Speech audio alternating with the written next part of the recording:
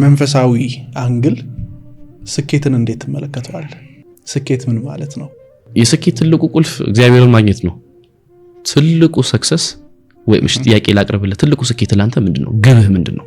ለኔ ስኬት ማለት ውስጣዊ ሰላም ነው። ማለት በቃ ሰላምን ማግኘት፣ አንተን የማይረብሽህን፣ ለሌሎች ምሳሌ የምትሆንበትን፣ እንደገና ደግሞ ሞርኔ ዓለማዊ ነገር ላይ ስለሆነ ያለሁት ፈጣሪን የማያሳዝን እንደገና ሌሎች ሰዎችን የማይጎዳ እና አንተን የሚያሳድግህ ነገር ላይ ስትሆን ውስጣዊ ሰላም ካለ ስኬታማ ነህ። ይሄ እንዳንተ አመለካከት ነው። እንደ ሰው ደግሞ ነዋይ ማፍራት ትልቁ ግቡ ሊሆን ይችላል። ቤተሰብ ማፍራት፣ በጤነኛ ልጅ መባረክ፣ በትዳር መቀደስ ትልቁ ስኬት ያለው ሰው አለ። እንደ ስኬት እንዴት ታየዋለህ ብትለኝ እንደ ራሴ የምመልስልህ መልስ ለመንግስተ ሰማያት ማዘጋጀት መግቢያ በሬን ዛሬ ምን ያህል ዝግጁ ነኝ የምትለው ነገር ነው። አቤኔዘር ህይወት ላይ እየተዳበረች ያለችው የነገር ውጪ ነው እያስተካከልኩ ያለሁት። ትልቁ ስኬቴ እግዚአብሔርን ማግኘቴ ነው። ትልቁ ሰክሰስ ቢ ማስበው የሉል እግዚአብሔር ልጅ መሆኔ ነው። የሚጠብቀኝ አምላክ እንዳለኝ፣ አባት እንዳለኝ፣ ኃጢያት ብሰራ የማይጸየፍ አባት እንዳለኝ፣ ሁሌ ፊቱን የማያዞርብኝ፣ በእግዚአብሔር ቤት ያላጎደለ፣ በእግዚአብሔር ደጅ ላይ ኃጢያት ያልሰራ፣ ያላጎደለ፣ ያልቀጠፈ፣ ያልዋሸ፣ ያልዘሞተ የለም። ትልቁ ስኬት ግን እግዚአብሔር ይቀጣል የምትለዋን ነገር በጭንቅላት ማስቀምጦ ተቀድሶ መኖር ነው። ዛሬ ስኬት ሰላም ያለው ህይወት ስትኖር ነው ስኬት ማለት። እግዚአብሔር ፊቱን የማያዞርብህ የማይቀጣህ ነገር ላይ ስትዘጋጅ ነው ትልቁ ስኬት ብዬ ማስበው። ሌላው ነገር በሙሉ ንዋይና ሀብትን ወይ ምድር ላይ የምትቀመጥን ነገር ለማፍራት የምትደረግ ሩጫ ነች እንጂ ስኬት አይደለም። ስኬት ማለት ፈጣሪን ማግኘት ነው። በፈጣሪ ጥራ ስል መከለር ነው እንጂ ምድር ላይ ይሄ ተተነው የምንሄደው ነገር ነው። ገንዘብ ሊሆን ይችላል፣ ትዳር ሊሆን ይችላል፣ ጤናማ ልጅ ሊሆን ይችላል፣ ቤተሰብ ሊሆን ይችላል፣ ሀገር ሊሆን ይችላል። ሰው እንደራሱ የሆነ ስኬት ግን ትልቁ ስኬት ፈጣሪን ማግኘት ነው፣ እግዚአብሔርን ማግኘት ነው። አንድ ሰው ይቅርታ እንዴት ነው መለማመድ የሚችለው? እጅግ በጣም ትልቁን ጥያቄ ነው ያመጣው። ይቅርታ ምንድነው?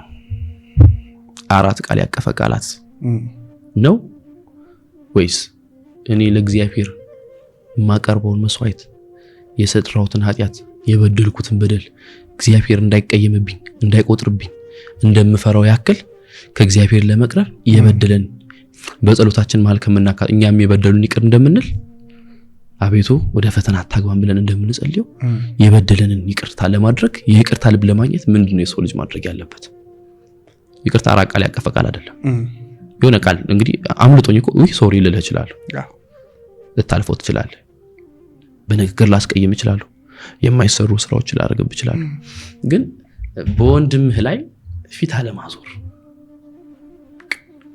ትልቁ ነገር ይሄ ይቅርታ ልብ ያለው ሰው ነው።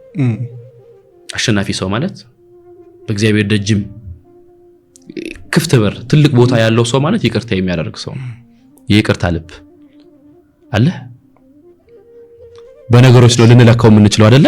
ዲፔንድስ ለምሳሌ የሆነ ነገር ህይወት ላይ ቢያጋጥም የሆነ ነገር ቢያደርግብህ በደረሰብህ ልክ ነው አይደለ? ይቅርታ ልንል የምንችለው ትንሽ ነገሮችን ከትልቅ ቦታ ላናያቸው እንችላለን። ይቅርታ ቢል አይ ችግር የለውም ብለን ልናልፈው እንችላለን። ይቅርታ አይደረጉም ብለን የምናስባቸው ነገሮች ደግሞ አሉ። ግን ቂም ትርፉ ራሱ ማዲያት ነው። ቂም በትችል ግን ለሚያልፍ ቀን የማያልፍ ቃል አትናገር። ንግግር አጥንትን ይሰብራል። በነገራችን ላይ በትንንሽ ሁኔታዎችን ራስን እንዳትለካ። አሁን የመጡ ነገሮች በሙሉ በኋላ የማይቀጥሉ ሊሆን ይችላሉ። አሁን የደረሰብህ ያጋጠመ ክፉ ሰው ሊሆን ይችላል። ክፉ ቀን ክፉ ሊሆንብህ ይችላል። ለማለፍ የቻልከውን ሞክር። እንደነገርኩ ስለነገ ማንንም ስለማያውቅ በእግዚአብሔር ዘንድም ይቅርታ እንዲደረግልን ይቅርታ ማድረግን የመሰለ ትልቅነት የለም። ትልቁ የትልቅ ሰው መለኪያው አዋቂ ሰው ማለት ይሄ። አንዳንድ ጊዜ ይቅርታን ከምን ያየዋል ሰው ከንቆ ማለፍ ሊያየው ይችላል። ምን ችግረኝ የራሱ ጉዳይ ሳይሆን አይ በእግዚአብሔር ዘንድ የሚቆጠር ነገሮች አሉ። እኔ የበደልኩትን እግዚአብሔር የማይቆጥርብኝ ከሆነ መተውን የመሰለ ነገር የለም። ለእግዚአብሔር ተውለት፣ በቀልን እሱ ይበቀልልህ። አንተ ላይ የደረሰብህን ነገሮች ተውለት። በይቅርታ የምታልፈው ነገር ከሆነ ይሁን፣ የማይታለፍ እንኳን ከሆነ እግዚአብሔርን ተበቀልልኝ በለው። እሱ ያውቅበታል። ፍርድ እግዚአብሔር ነው። እናንተ የመተው ስልጣን ያለ ይቅርታ ልብ ያለው ሰው የታደለም ያሸነፈም ያጌጠም የከበረም ሰው ነው። ይቅር የምትልብ ሞገስ አላት፣ ሞገስ ተጎናጽፋለች። አብሮ የሚውል ሰው ነው አንተን ከክፉ መስመር ሊያስጥልህ የሚችለው፣ ወደ ጥሩ ነገር ሊመራህ የሚችለው፣ እንደገና ደግሞ ወደ መጥፎ ነገርም ሊያስገባህ የሚችለውና እንዴት በጥበብ ጓደኛ እንምረጥ? ጥበብ እግዚአብሔር ነው። እግዚአብሔር በምርጫው መልካም ጓደኛን ያስምርልን፣ የሰጠንንም ያሉንም ይባርክልን። ሰው በመሰረቱ ከእግዚአብሔር ነው አይደለም? ጓደኛ የሚመጣ ሰው ራሱ ከእግዚአብሔር ነው። ወይ ይዞን ይጠፋል፣ ወይ ይጠቅመናል፣ ወይ እንጠቅመዋለን፣ ወይ እንጠቀምበታለን፣ ወይ ደግሞ እንጎዳዋለን። ብትችል መንፈሳዊ ጓደኞችን ለማዘውተር ወደ እግዚአብሔር የሚሮጡ ጓደኞችን ብንተዋወቅ ምን ችግር አለው? ይሄ ኖርማላይዝ ብናደርገው ወዳጅ ጓደኛዬ ብትሆን ምን ችግር አለው ብለን ብንጠይቅ ምን ችግር አለው? በዚህ ሰዓት ወደ እግዚአብሔር ቤት የሚሄድን ሰው እግዚአብሔርን የሚያገለግል ወይ በስራው ጎበዝ የሆነ ሰው እንግዲህ ከነጋዴ ጋር ብትውል ንግድን ተምረህ ትመጣለህ አይደለ? ከሚሰርቅ ሰው ጋር ብትውል ወይ ስርቆትን ወይ ደግሞ ቴክኒኩን ወይ ብቻ የሆነ ነገር ተምረህ ነው የምትመጣው አይደለ? አዋዋላችንን በመሰረቱ ደና ቦታ ከኛ የሚሻል ሰው ጋር ቢቻል፣ ጓደኛ ካለን ጓደኛን መራቅ ደግሞ አይደለም እኛ ተሽለን መገኘት። መልካም ጓደኛ ከማግኘትም በላይ እኔ ለጓደኛዬ መልካም ጓደኛ ሆኜ መገኘት፣ ይሄንን የመሰለ ነገር የለም። እኔ ስተት ካለብኝ ከኔ የተሻለ ሰው ጋር ስተቴን ተምሬ ጓደኛዬን እኔ ማነጽ እችላለሁ። ይሄ ብዙ ጊዜ አናየውም። በጣም ቀላል ነገሩ ነው። ሁሉ ጊዜ ከኛ የተሻለን ሰው ስናይ እግዚአብሔር ነው ልብ ሰጥተህ እንደዚህ አይነት ሰው ብታረጋኝ፣ ይሄን ጓደኛዬን ብታደርግልኝ ምናምን ነገሮችን አያለውኝ። አንተ መልካም የመሆን ነው ጉዳዩ። አንተ ተጠቅማለህ፣ አንተ ነፍስን ታድናለህ። መልካም የሆነ ጓደኛ እግዚአብሔር ሰጥቶ ወይም አግኝተህ ብትል መልካም ትሆናለህ አይደለ?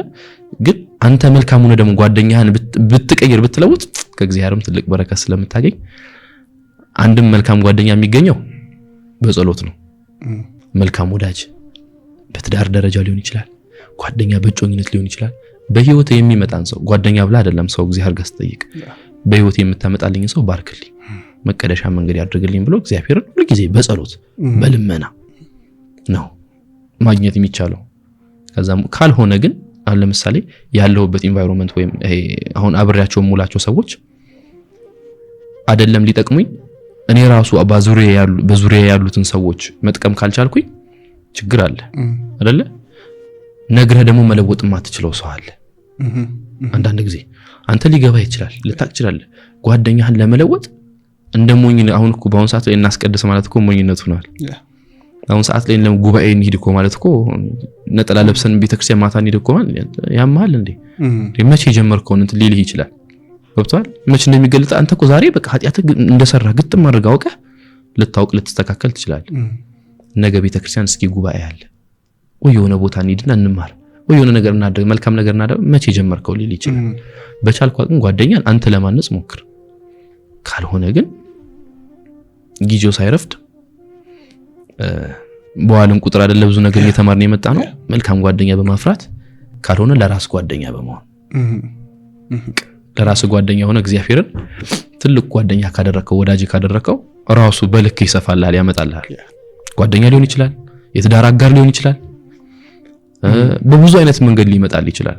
ሰው ግን የጸሎት ሰው በመሆን እግዚአብሔርን በመጠየቅ የሚመጣው ነገር በሙሉ የምትጠቅም ሰው እንዲያመጣል የሚጠቅም ሰው እንዲያመጣልሽ በቃ እግዚአብሔርን የምታመሰግንበት ሰው ሰጠኝ እኮ ባረከኝ እኮ የምትልበት ሰው እንዲሰጥህ በጸሎት ነው የምታገኘው። እና ያለን ይባርክልን። ለመለወጥ ብቻ ሳይሆን እኛ ከተለወጥንም ያሉትንም በመለወጥ መልካም ጓደኛ ማግኘት ብቻ ሳይሆን መሆንም ይቻላል። መልካም ጓደኛ መፈለግን ሳይሆን መልካም ያልሆነ ጓደኛን ፈልጎ መልካም ማድረግ ይቻላል። ራስንም መቀየር ይፈልጋል። ትክክል። ያ ከውጭ መጠበቅ ብቻ አይደለም። ራስን ለውጦ ለጓደኛ መልካም መሆን ይችላል። አንተ ከሱስ ወጥተህ ጓደኛ ከሱስ መውጣት ትችላለህ። ይሄ ነው ማመን ያለብህ። ግን ሁለት ነገር ያስፈልጋል። አንድ መልካም ጓደኛ ማግኘት ግዴታ ያስፈልጋል። ወይ የምትለውጥ ወይም እንደ ሮል ሞዴል የምትመለከተው የሆነ ሰው ሊያስተምርህ ይገባል። ካልቻልክ አንተ በራስህ ከዛ ህይወት ሮጣ ውጣ። ሳይረፍድብህ ካለህበት ነገር አንተ ሮጣ መውጣት አለብህ። ሱስ ውስጥ አንተና ጓደኛ ሱስ ውስጥ ብትሆኑ የሱስን ምንነት አንድ ሰው ሊያውቅ ይገባል፣ ሊረዳ ይገባል አይደል? ለምሳሌ ሁለት ሱሰኛ ጓደኞች ሰፈር ውስጥ ቢቀመጡ አንዲት እናት ከነሱ ጋር ዋል ትላለች ልጇን ሂድ ለውጣቸው ትላለች? አይ ይለወጥብኛል የሚል ነገር ነው የሚኖረው። ስለዚህ ሰው የሚቀርብህ አንተ በሆን ራስን በምትመስለው ማንነት ነው። ንጹህ ማንነት ከሆነ ሰው አይጸየፍም፣ ይቀርባል፣ ይማርባል፣ ታስተምረዋለህ። እንደ ሮል ሞዴል የምትመለከተው የራስ የሆነ ሰው አለ አይደለ? እኔ አሁን ለምሳሌ ሮል ሞዴልህ ማን ነው ብትለኝ መምህር ዲያቆን ሄኖክ ኃይሌ እጅግ በጣም የምወደው ማከብረው መምህሬ ነው። ሊቀ ሊቃውንት ስምዐ ኮነ እጅግ በብዙ ትህትና ደግሞ ከንግግር የተማርኩበት መምህሬ ነው። እሳቸው እንደው ለመሆን እንደው እግዚአብሔር እንደው እድሉን ቢሰጠኝ እንደዛ አይነት ሰው ንግግሩ ያማረ በእውቀት የተሞላ የሚናገሩት ንግግር በሙሉ የሚያስተምር መምህር ስለሆነ እንደዛ አይነት ሰው ሮል ሞዴሌ ነው። ስለዚህ የሆነ ሰው ጓደኛዬ ቢሆን ለኔ ያየሁትን ነገር ነገ መሆን የምፈልገው እንደዛ አይነት ሰው ስለሆነ ትልቁ በቃ መሆን ይሄ እዚህ ጋር መዘጋጀት አለብኝ መሆን አለብኝ ብዬ የምከተለው መምህር ስለሆነ እግዚአብሔር ነገ ከፍ ቢያደርገኝ ቢያድለኝ ነገ ደግሞ አውደ ምሕረት ላይ እንገናኛለን አይደለ? ሳስተምር እግዚአብሔር ከፍ ካደረገኝ ከፍ ወዳለው ማዕረግም ሲያደርሰኝ አውደ ምሕረት ማስተማር ፈልጋለሁ። ስለዚህ ሮል ሞዴልህ ማን ነው ብትለኝ እንደ ዲያቆን ሄኖክ ኃይሌ ጎበዝ መምህር መሆን ፈልጋለሁ። ወጣት ማነጽ ፈልጋለሁ፣ ማስተማር ፈልጋለሁ። ስለዚህ ጥሩ ነገር ዛሬ ከያዝኩኝ እኔ ጓደኛዬን ማነጽ እችላለሁ። እኔ ራሴ ስለያዝኩኝ ከታቼ ወይም ከኔ ጋር አብሮኝ የሚለውን ሰው እኔ መለወጥ እችላለሁ። ግዴታ ሌላ ሰው ጋር ሄጄ እኔ ውዬ የሆነ ነገር ይዤ መመልከት እኔ ራሴን ማነጽ እችላለሁ፣ ማስተካከል። መልካም ነገር እንድታገኝ መልካም ነገር ማሰብ። ትልቁ ነገር ደግሞ ጸሎት ነው። በጸሎት የማይገኝ ነገር የለም። ጾም ነፍስን ታድሳለች፣ ቁስልን ትፈውሳለች። የሚጸልይ ሰው አሸናፊ ነው። ጸልዩ፣ እግዚአብሔርን ቅረቡት። እግዚአብሔር በግልጽ የሚመጣ በግልጽ የሚገኝ አምላክ ነው። ብትለምኑት የማታፍሩ፣ ብታገኙ፣ ብታጡ፣ ብትነጡ ቀሪ የሆነ አንድ አምላክ እንዳላችሁ ጓደኛችሁ ካደረጋችሁ ታመልጣችኋል። እግዚአብሔርን ወዳጁ ያደረገ ሰው ይከብራል። ሰው ያልቅስብህ ይባል የለ? አንዳንዴ ጸሎቱ ቶሎ የሚሰማለት ሰው አለ። የሚያለቅስ ሰው ከእግዚአብሔር ጋር ቅርብ የሆነ ሰው እኮ አታስከፋ ይባላል። እንደዛ አይነት ሰው ነው። እግዚአብሔርን ጓደኛ ያደረገ በሁሉም ነገር መባረክ ስለሚችል እግዚአብሔርን ጓደኛችሁ አድርጉት። እግዚአብሔርን ምስጢረኛችሁ አድርጉት። እግዚአብሔርን ወዳጃችሁ አድርጉት። እግዚአብሔር አባትም አይደለም እናትም ነው። እግዚአብሔር እናትም አይደለም ወዳጅ ነው። ወዳጅም አይደለም ወንድምም ነው። ስለዚህ እግዚአብሔር የቅርብ የሆነ ነው። በትላንት ማንነት የማይለካው እግዚአብሔር ብቻ ነው። እግዚአብሔር ቤት ትላንት የሰራነው ነገር እንደ አዲስ የሚታየው እግዚአብሔር ጋር ብቻ ነው። ነበሩ ከማለት ደግሞ ይሰውራል።